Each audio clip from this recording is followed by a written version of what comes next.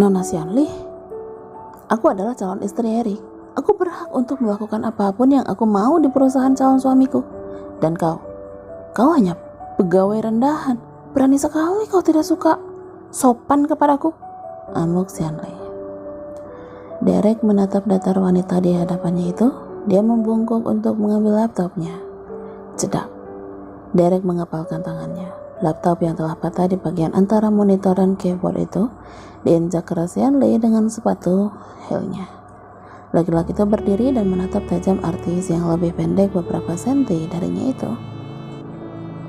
Kau akan berakhir seperti laptopmu ini kalau kau tidak memberitahu di mana Erik berada sekarang. Anda sudah merusak properti WOW dan sekarang Anda memerintah saya memberitahu CEO dari WOW? Wah, Anda benar-benar luar biasa, sarkas Derek dengan seringainya. Kau keluar, kau dipecat, keluar, usir Xianli. Derek menaikkan alisnya. Dia merasa lucu dengan sikap wanita itu. Alih-alih pergi, Derek justru menyandarkan tubuhnya di meja dan bersedekap. Xianli semakin dibakar amarah. Keluar, kau bukan bagian dari perusahaan ini lagi. Beberapa karyawan yang mendengar keributan itu berkumpul di depan kantor yang dipakai Derek dan mulai bergumam satu sama lain. Lihatlah Nona, Anda sudah menjadi tontonan di sini. Apa Anda tidak malu? Tunjuk Derek pada orang-orang yang berkumpul di sekitar ruangan kacanya itu. Mata Xianli memicing. Dia menoleh pada kerumunan itu dan mengerutkan bibirnya karena amarah yang meluap. Apa? Lihat apa? Mau aku pecat juga? Sentak Xianli. Suaranya begitu keras mengalahkan toa. Satu persatu para karyawan itu membubarkan diri. Sebelum saya panggilkan security, sebaiknya Anda segera keluar dari sini, ancam Derek sambil menunjuk pintu. Berani sekali kau, Derek. Saya berani karena WOW adalah perusahaan yang ada dalam naungan The Royal, bukan perusahaan milik ayah Anda. Sekalipun milik ayah Anda tetap tidak ada wewenang memecat siapapun karena Anda bukan bagian dari perusahaan. Xianli menghujam asisten Erik itu dengan sorot matanya yang tajam. Dia manggut-manggut dengan bibir yang masih berkerut. Oke, kita lihat saja nanti. Aku akan pastikan kau dipecat dan di blacklist. Aku ingin lihat bagaimana kau akan bertahan setelah itu. Lelah untuk menjawab perkataan tidak rasional Xianli, Derek hanya menggunakan tangannya untuk menyuruh wanita itu keluar. Mami tidak apa-apa? Riana menghela napas lega. Dia menepuk dadanya lalu menunduk dan melihat jarinya yang dipegang putranya. Ia pun tersenyum, menertawakan dirinya sendiri yang sudah menjadi seperti orang paranoid.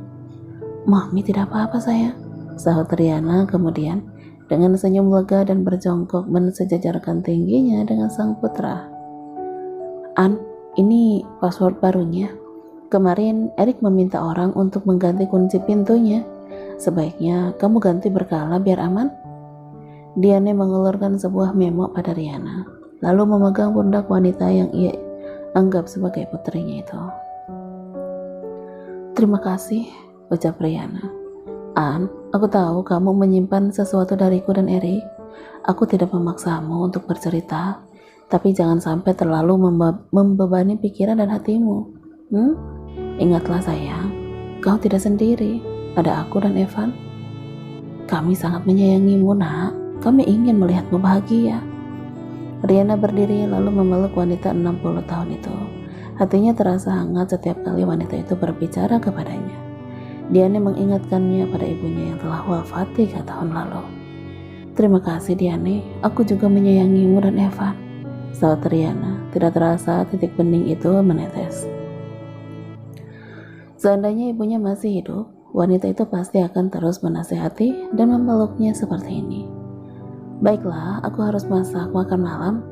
Kau dan Evan istirahat dulu di kamar ya. Riana menggeleng. Aku akan membantumu. Xianli tidak sabar menunggu lift. Ia segera masuk begitu lift itu terbuka, hingga menabrak beberapa orang yang keluar dari kotak berjalan itu. Hei, perhatikan jalanmu, sentak Xianli.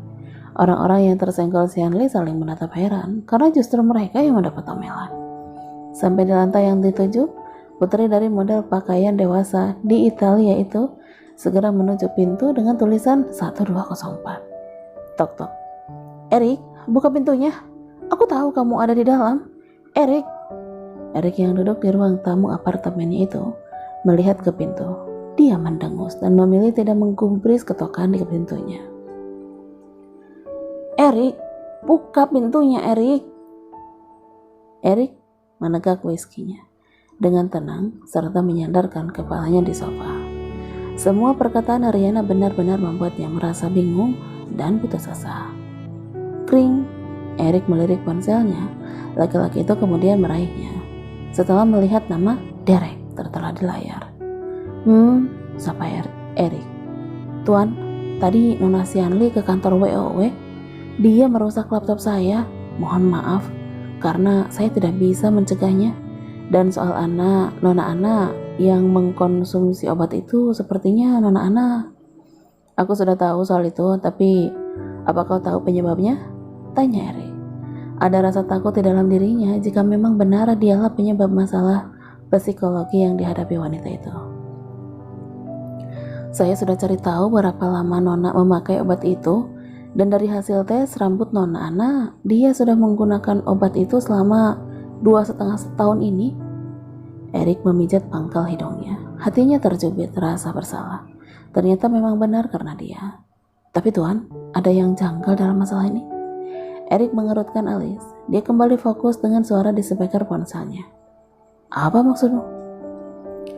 Tok tok. Permisi Pak, ada Nona.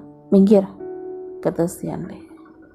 Wanita itu melangkah masuk ke ruangan Irwan dan langsung duduk di sofa kantor ayah Dimas itu. Tidak peduli dengan rasa cemas yang dialami sekretaris Irwan karena sudah mengganggu atasannya yang sedang sibuk. Irwan yang sedang bekerja mengerutkan alis kalau melihat wajah Xianli yang terlihat sembab. Laki-laki itu lantas berdiri dan mendekati keponakan istrinya itu, seraya memberikan kode pada sekretarisnya untuk meninggalkan ruangan. Ada apa lagi? Tanya Irwan. Laki-laki itu menatap lelah sang ponakan dan duduk di sofa single di dekat Xianli duduk. Aku dengar kau bikin keributan di kantor WOW. Apa kau ingin Erik semakin tidak suka padamu? Xianli menghapus air matanya yang akan mengalir. Dia melihat Irwan sekilas dan menggeleng. Aku tidak tahu harus bagaimana lagi. Erik kembali pada wanita itu. Alis Irwan naik. Dia mencoba mencerna maksud dari wanita cantik di hadapannya dan mencondongkan tubuhnya ke arah Xianli. Dari mana kamu tahu? Apa Erik sendiri yang bilang? Xianli menggeleng lagi. Wendy, dia bilang dia lihat Erik belanja baju wanita di mall. Loh, kok kamu bisa kasih kesimpulan dia balik sama Rihanna? Hanya karena alasan itu. Mungkin aja dia beli untuk Alicia atau Lady Hanwell. Jangan bikin aku tertawa, Paman. Erik tidak pernah berbelanja baju untuk siapapun. Bahkan baju-baju miliknya adalah pesanan khusus yang dibuat dan dikirim setiap bulan oleh The Royal. Terlebih lagi dia belanja di mall seperti ini untuk orang lain. Itu tidak pernah terjadi sebelumnya. Tapi itu sangat mungkin kalau dia melakukannya untuk wanita itu, urai Xianli. Irwan mendesah. Dia berpindah tempat duduk ke sisi putri pemilik asli Lee Corp Internasional itu dan memegang pundaknya. Apakah sudah tanya sendiri sama Erik? Pastikan dulu padanya apa benar kalau aku sudah ke apartemennya, Paman. Aku menunggu sampai 3 jam di depan pintu, tapi dia tidak membuka pintunya.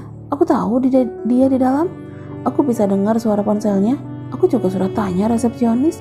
Mereka tidak lihat Erik keluar. Ali, berulang kali aku sudah kasih tahu. Jangan terlalu menekan orang. Seorang laki, kalau laki-laki berselingkuh itu wajar. Semua laki-laki seperti itu. Kalau dia sudah bosan, dia pasti akan balik lagi ke kamu. Jangan terus-terusan mempermalukan dirimu seperti ini hanya karena dia.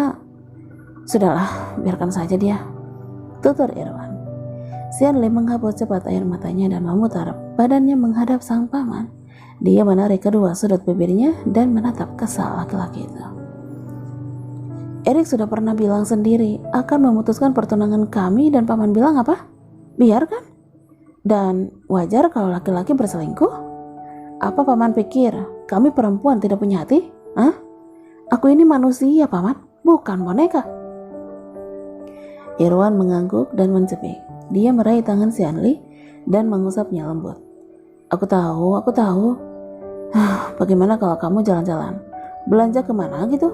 Aku akan kasih kamu kartu kreditku. Belanja sepuas hatimu sampai pikiranmu tenang dan rileks.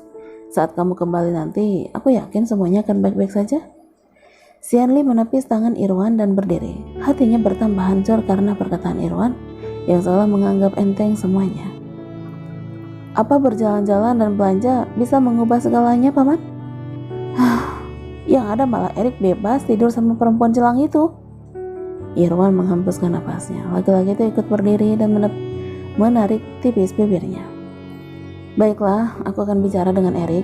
Sebaiknya kamu sekarang pulang dan istirahat, oke? Kamu kelihatan sangat kacau. Jangan sampai kamu kehilangan kecantikanmu itu. Pulanglah, suruh Irwan. Laki-laki itu berbalik dan berjalan kembali ke meja kerjanya. Si Anli tidak dapat lagi berkata-kata. Hanya tangisan yang menjadi peluapan rasa sakit hatinya. Ting tong, Diane mengerutkan alisnya. Wanita itu membasuh tangannya dan berjalan menuju pintu. Ceklek. Ya, Anda mencari siapa? Tanya Diane ramah pada laki-laki yang berdiri di depan pintu.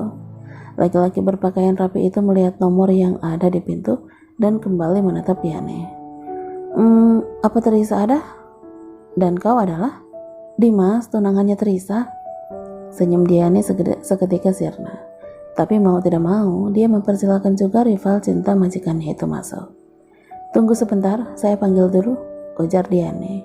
Nadanya sedikit ketus, namun Dimas tidak memperdulikannya. Tok-tok, ceklek. Ana, panggil Diane dan menyelipkan dirinya masuk ke kamar mantan istri majikannya itu. Riana yang sudah bangun dan bersandar di kepala tempat tidur, melihat Diane sekilas dan kembali melihat berita di tabletnya. Ya, Diane, ada apa? Di luar ada tunanganmu, Dimas, kata Diane lalu memajukan bibirnya dan tidak mau melihat Riana.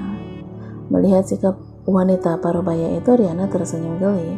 Dia meletakkan tabletnya di meja dan turun dari kasur. Tunanganku? Oh, kau sudah lihat ya? Tampan kan? Dia dokter loh, ujar Riana seraya berkelayat manja di lengan Diane untuk menggoda wanita itu. Tampan apanya? Kalah jauh dari Erikku? Riana menaikkan alis dan mencibir.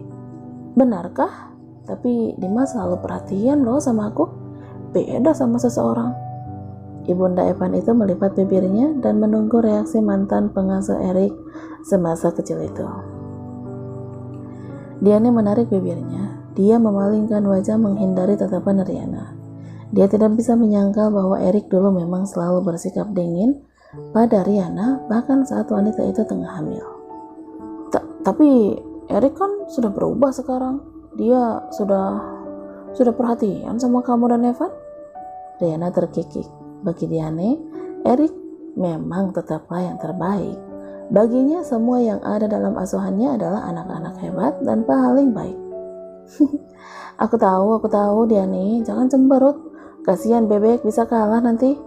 Goda Riana dan segera berlalu pergi, meninggalkan Diane yang terperangah mendengar ledekannya. Mas Dimas, siapa yang kasih tahu alamatku? Tanya Riana heran seraya duduk di sofa. Dia ingat bahwa dia tidak pernah memberitahu Dimas di mana apartemennya. Ayo,